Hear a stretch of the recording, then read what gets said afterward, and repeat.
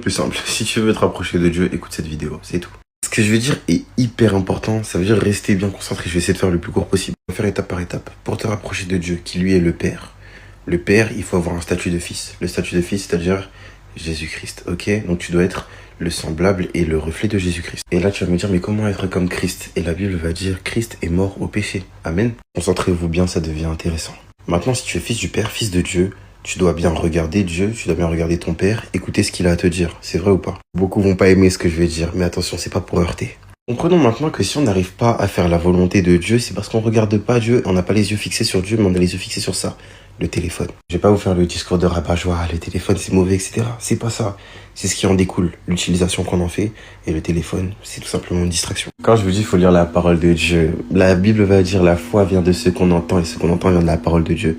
Mais maintenant, si ta distraction est ton téléphone, et que ce que tu écoutes à longueur de journée ne vient pas de Dieu, est-ce que tu édifies ton âme maintenant?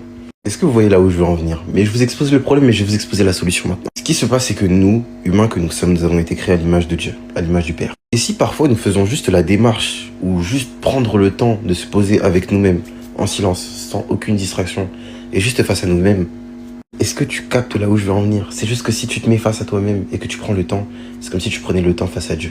Parce que prendre du temps avec soi-même, c'est tout simplement faire quelque chose que Dieu fait avec nous. C'est que Dieu, il est toujours avec nous, il marche toujours avec nous.